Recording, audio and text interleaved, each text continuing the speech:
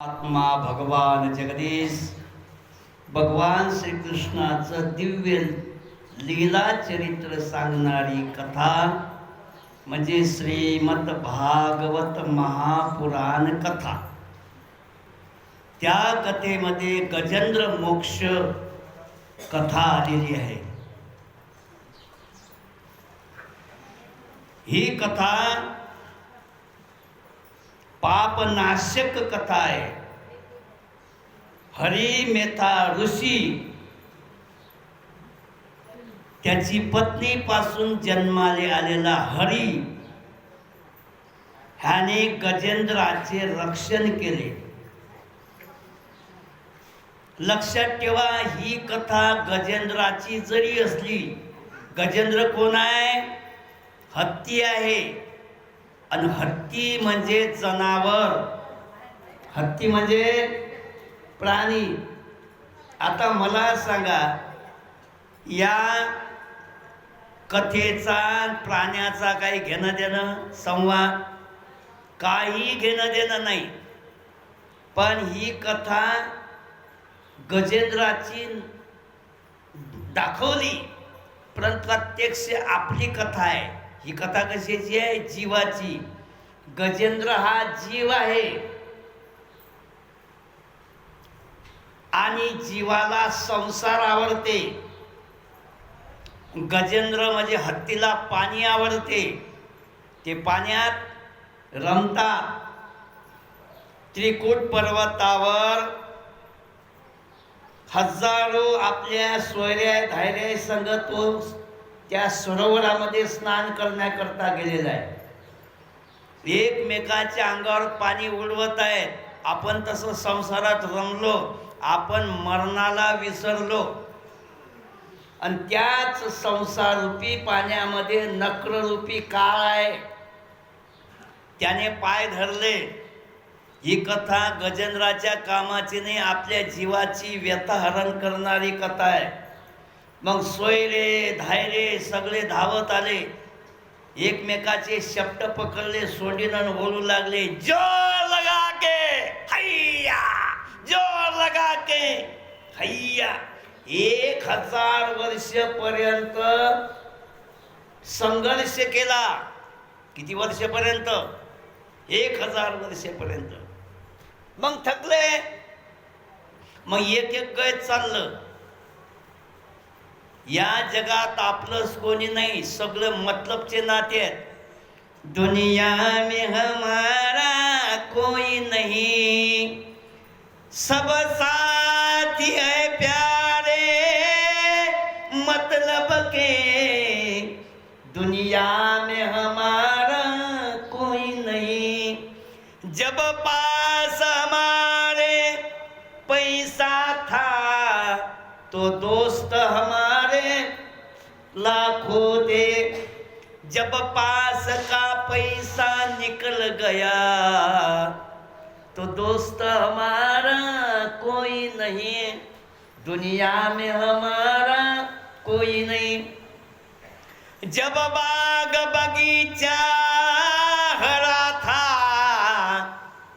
तो घूमने वाले लाखों थे। जग बाग बगीचा उजड़ गया तो घूमने वाला कोई नहीं। जब तुकया संग में बैठा था तो आने वाले लाखों थे। जब तुकया संग से चला गया तो आने वाला कोई नहीं, दुनिया में हमारा कोई नहीं। सगळे पैशाचे सोबती आहेत।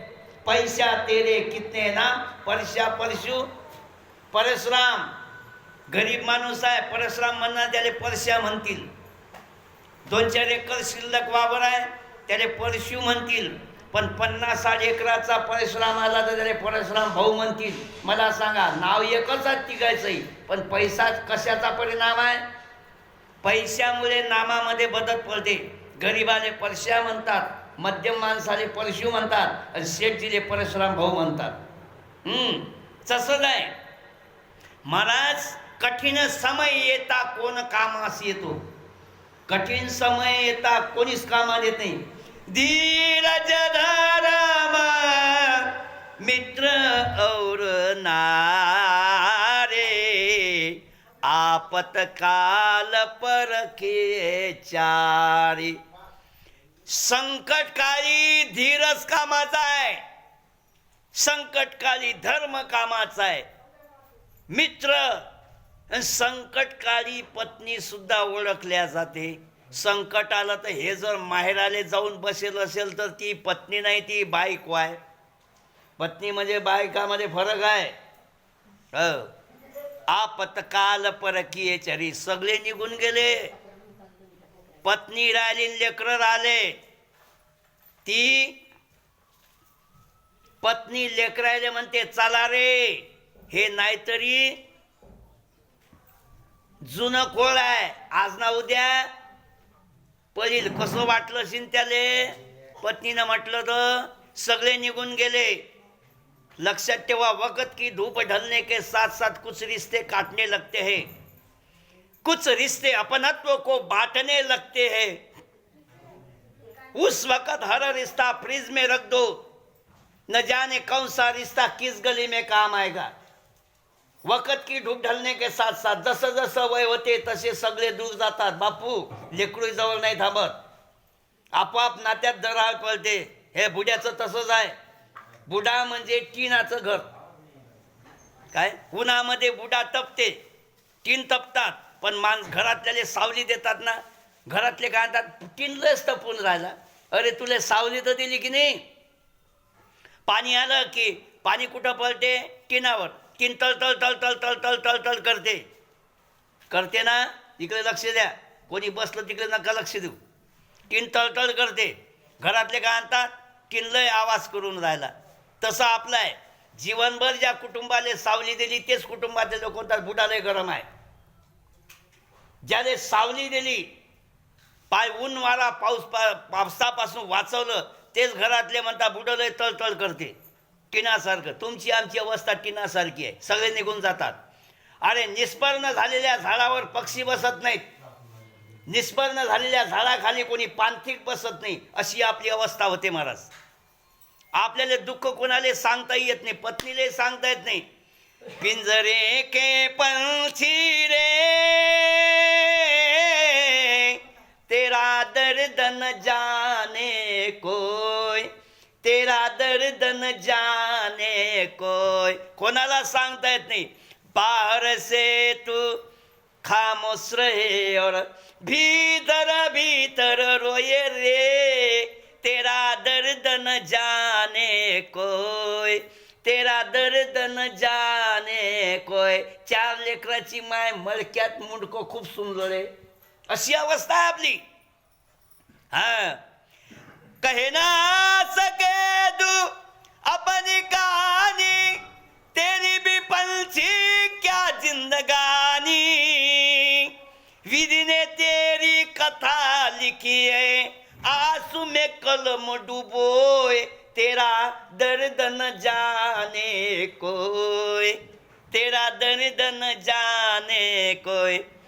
चुपके रोने वाले रखना छुपा के दिल के छाले, ये पत्थर का देश है पगले, कोई न तेरा होए, तेरा दर्द न जाने कोई, तेरा दर्द न जाने कोई.